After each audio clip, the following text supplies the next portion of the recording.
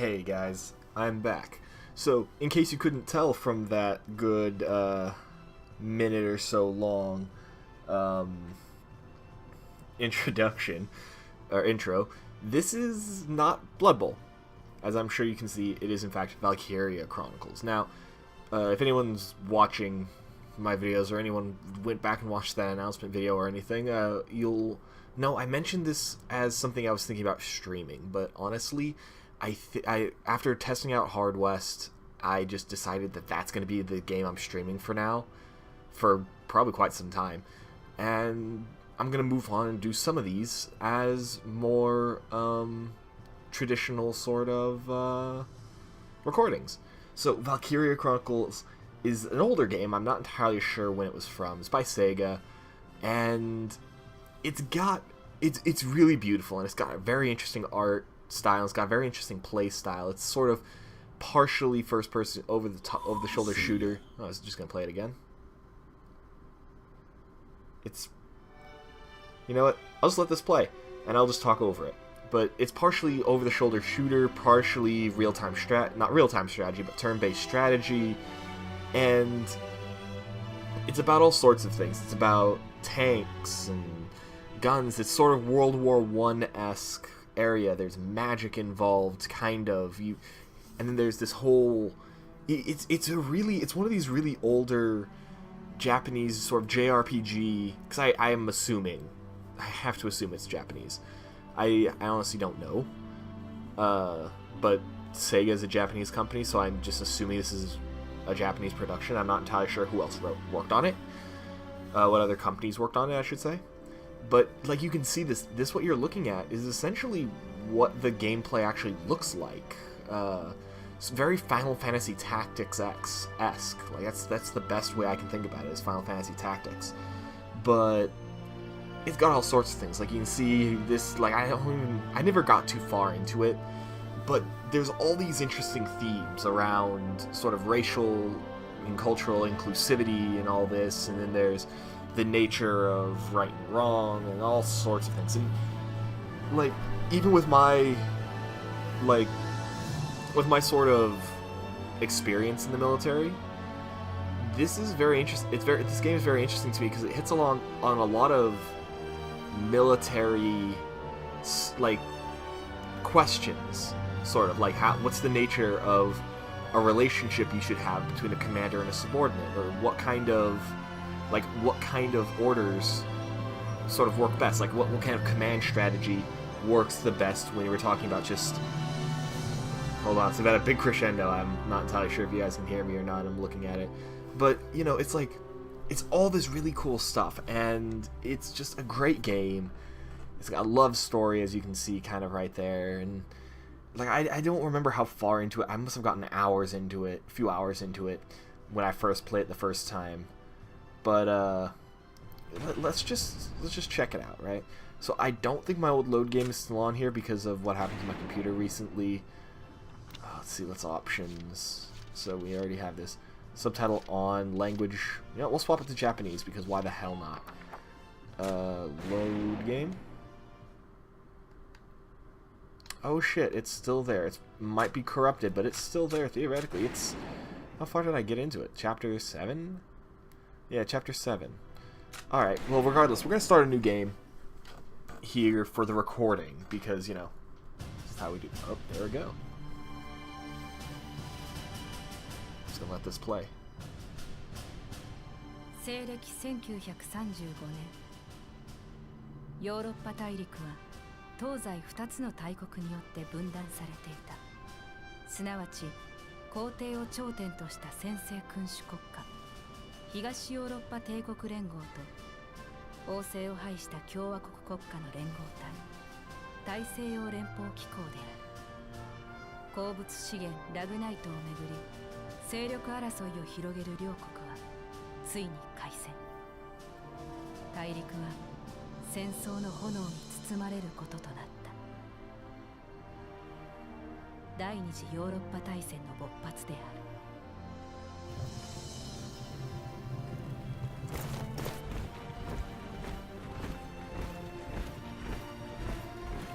圧倒的な戦力を誇る帝国軍は次々と国境を越え侵攻を開始。その矛先は連邦のみならず周辺諸国へも向けられた。ガリア公国、帝国と連邦の中間に位置し、武装中立を国是とする自然豊かな小国家である。しかしその豊富なラグナイト資源を奪わんとする帝国はガリア公国に宣戦を布告、雪崩を打ってその領内へと進撃を開始した。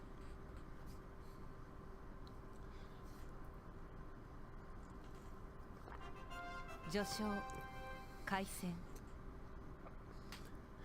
Alright, so this is the, as you can see, it's set in sort of a fictitious, like, it's not really fantasy, it's sort of diesel punk, I guess, if you had to give it a thing, but it's sort of a fantasy Europe around a sort of fantasy World War II. Or, well, a fantasy version of World War II, I guess. And this here is, this I found fascinating. This is like the menu, kind of. This is how you choose where you're going to play. This is the chapter select is where we are right now, essentially. It's the chapter. Then there's the tab select, you can save, there's the options, title screen, close, all that. And then this will increase, like, the tabs and bookmarks and shit, and this book will sort of open up to us as we continue forward. But right now, this is all we're getting because it's sort of the introduction. Now, not all of these episodes here on the right are gameplay. If you look kind of carefully, you can kind of see that their episode 3 looks like a map of some sort. That's an actual gameplay episode. The rest of them are essentially cutscenes, and you just go from one to another. And eventually all sorts of things open up, but for now, we'll just continue. So let's see. View this episode? Yes.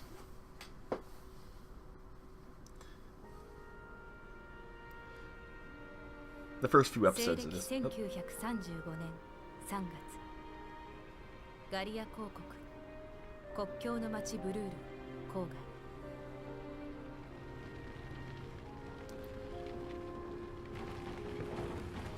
It's sort of like 帝国と国境を隔てたブルールの人々は戦火を恐れ、次々と町を脱出し始めていた。I want to keep talking, but like I don't want to interrupt these cutscenes in the dialogue because I find it like very, very nice, very pleasing. この道を通るのも3年ぶりか。懐かしいな。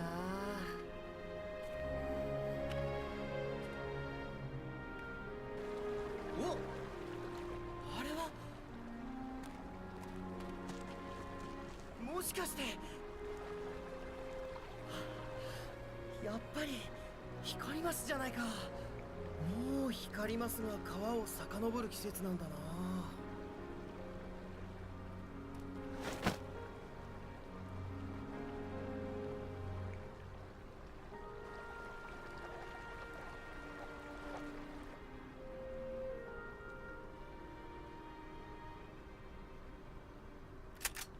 動かないで。ゆっくり両手を上げなさい。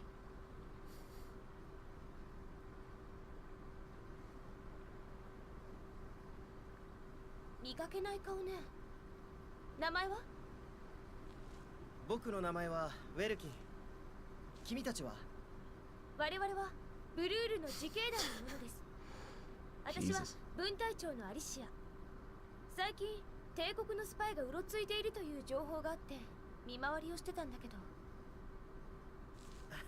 信じてもらえると嬉しいんだけど、僕は単に魚のスケッチをしていただけで。魚のスケッチね。このご時世に結構ですこと。その話の続きは詰め所でゆっくりと聞かせてもらいます。拘束しなさい。Man, no nonsense. 参ったな。I also feel like that's not what he just said. But anyways, so yeah, no, so those sort of more of keen-eyed or whatever, it's this episode I'm not going to probably get to gameplay. I might actually up the time on at least this first episode, just so that people... So I'm not basically just showing cutscenes, because this playthrough, I should say, is probably going to be very quiet. From me, anyways. It's probably going to be very quiet on my end. Because I don't want to, like... I kind of tried to do it a little bit, but I don't want to, like, interrupt the dialogue and stuff. I don't know if it's good voice acting or anything, because I don't speak Japanese, and it's probably why I would rather listen to this in Japanese over English, because I don't really like bad voice acting, and there's no guarantee that there's good voice acting in this. Maybe if someone's out there watching this and they want to hear what the English is like, I can turn it to English. Just leave a comment, and I'll do a session in English. But yeah, there's like this vignette. I think I kind of started this comment, but I don't know if I finished it. But like those sort of more keen-eyed amongst the viewers, probably, and even not keen-eyed per se, just anyone who's observant enough, probably knows that there's kind of a vignette around the cutscenes, sort of like uncolored, like it's being drawn in a book, you know? 魚やお花、虫のスケッチばっかり。あなた、絵が上手なのね。だから魚のスケッチをしていただけなんだって。いえ、これだって新種の暗号かもしれない。じっくり調べさせてもらいます。兄さん。イサラ、元気だったかい？兄さん、一体どうしたのですか？あれ、あなたは確かギュンター将軍の。はい、ギュンターの娘のイサラです。まだ疎開してなかったの？はい、兄が今日迎えに来てくれることになっていたんです。その兄というのが今そこで拘束されている人です。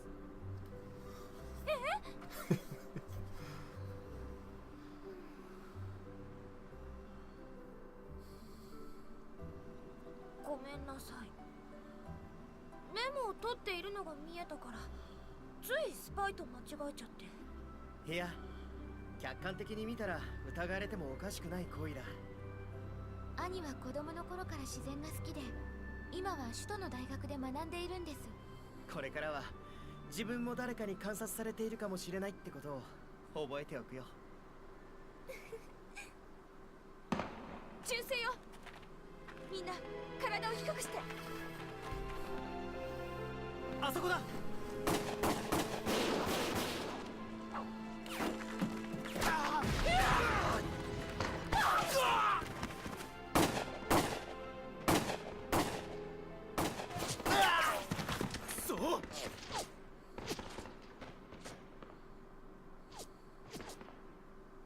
ベルキー、銃は撃てるよね？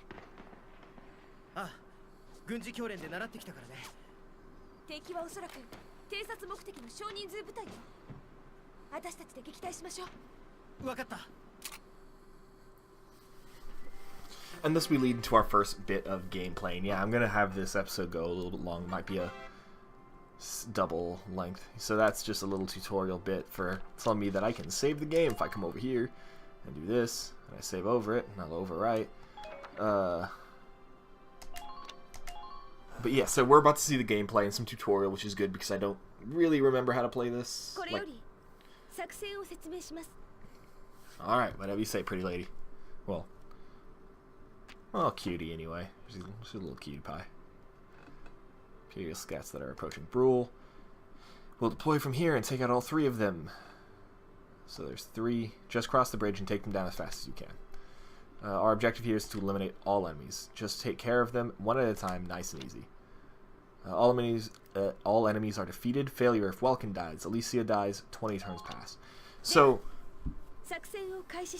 this is one of those games where your characters can die, and the death is permanent. So certain characters, if they die, you will actually not. It will actually be a game over because they're necessary for the advancement of the game.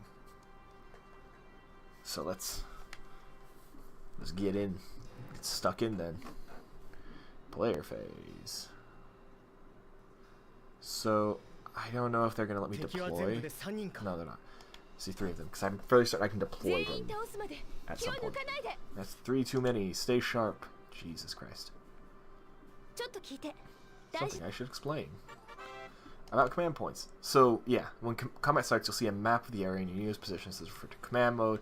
Here you'll select the unit you'd like to move, and then press A. Doing so uses up one of the command points displayed at the top of the screen that reflect your ability's command. So the number of times you can give instructions to units per battle. In this battle, you have 3 CP, and you can issue instructions to your units up to 3 times. Let's try moving a unit now. So, yeah, this comes down to that sort of turn-based strategy, swapping around to sort of an almost real-time over-the-shoulder. Yeah. Use CP to select a unit in command mode, and you'll be plunged into action mode. Here you can freely move the unit you selected around the field. As you move around in action mode, the action points gauge at the bottom of the screen will gradually deplete. This represents the unit's mobility. Once it reaches 0, the unit will be unable to move any farther. Keeping an eye on the unit's remaining AP while they are in motion is critical to keeping them safe. Now, the sort of unfortunate thing, yeah, for now use L to move the unit near the sandbags. The sort of unfortunate thing is if I just run him in a circle, he uses up all of his action points. And those lines that you're seeing coming off his head, those are going to the other enemies. Yellow means that they can attack me. White means that they can't, or I don't remember exactly how this goes. But basically, I want to just run up here, and eventually they're going to start shooting at me. Or no, not in this one, I guess, because it's tutorial. About attacking. Press the right button to enter target mode. There, the unit will prepare to attack with the currently selected weapon.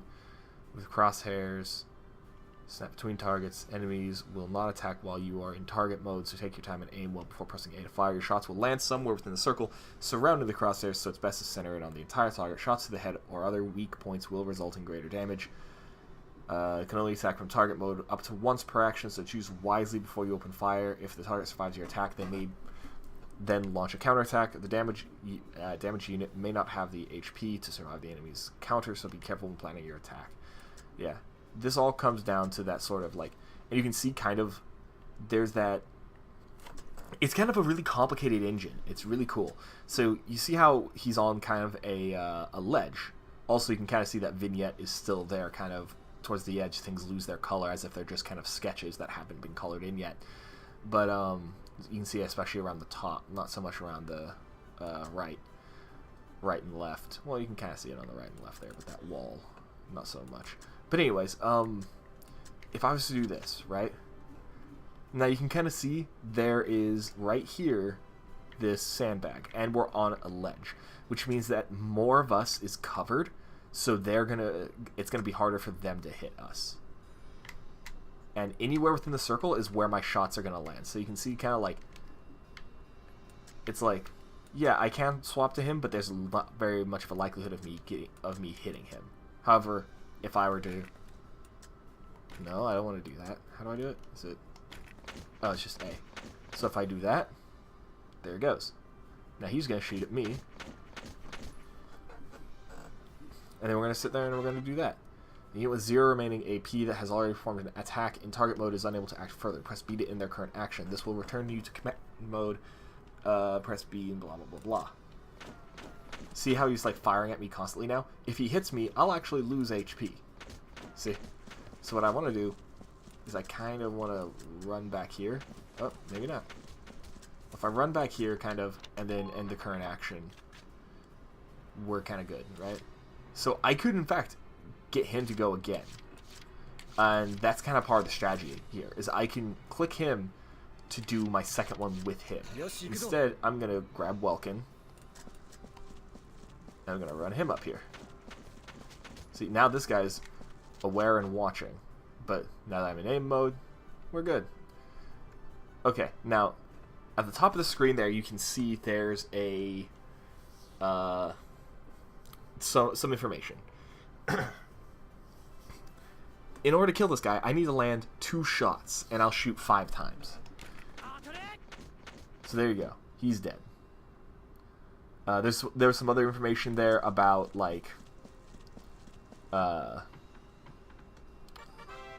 Here we go, using cover.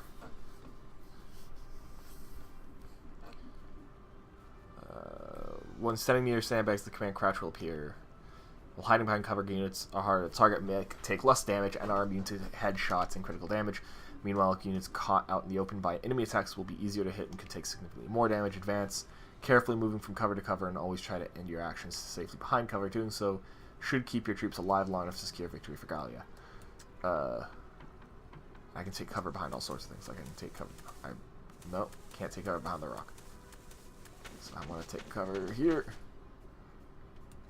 See, and it's harder for them to hit as he immediately hits. But like, so we're gonna wanna come around here to Alicia. Now here's the thing. They are, I believe, still firing at Welkin. I don't remember if that was a thing or not. But we're gonna just run up here. Crouch. Okay, there you go. So, see, to kill, I need to land 7 shots on him. However, I only do 5, and then this does, this gun won't do any damage versus armor or, like, area damage. However, if I swap to, like, the grenade, it does triangle damage to armor, and I don't know. I honestly am not... Oh, that's not what I wanted. I honestly am not entirely sure what all that means. I'm sure it means something like 3, 4, 5. There we go. All 5 shots land. And he takes some shots. Then we're good to go. And that's it. So then it becomes there. Not ending phase. So you reach 0, the player phase ends and the enemy phase begins. One player enemy phase pair constitutes a single turn. The fewer turns you complete a mission in, the more cash and experience you'll receive at the end. But being too hasty can lead to unnecessary risks. The key is to find a challenging balance. So basically, you never want to just like... It's like you don't want to just rush through and try and rush the enemy all the time. But yeah, see. Yeah, but and as you notice that them firing is a double-ended road there. So as soon as the other guy starts moving around, we'll start firing at him. There's a good chance he'll just die by moving. Nope. However, he may die from returning fire. Bam, bam. There we go. So, but yeah, you know, you don't want to just rush in constantly. And later on, they'll start... Okay, when used well, even a limited pool of CP can be used on the same unit multiple times. For instance, a pool of 3 CP can be used to move one unit 3 times in a row, perfect for cutting into enemy lines or hurrying past dangerous terrain. That said, people get tired. They'll start each consecutive action with fewer AP than the last, so keep that in mind. If you use the cancel button to end your phase with CP still remaining, those CP will be carried over to the next turn. They are a precious resource. How you choose to manage them will decide your fate. And later on, we're going to start seeing that some of these guys that have the little command point thing next to them, if I choose to take them with me on a mission, they give me command points to use, like as I will. So let's move him, just run him up. And this guy's like... And this guy, I don't really care what happens to him, but it's like, oh, there we go. And Nameless Town Watchman completes the operation.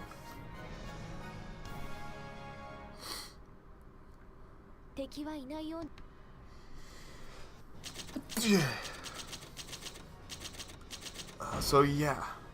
So that was actual combat. I'll probably end it here for the episode and then just keep playing on through the next session. So, catch you guys in the next episode, I guess.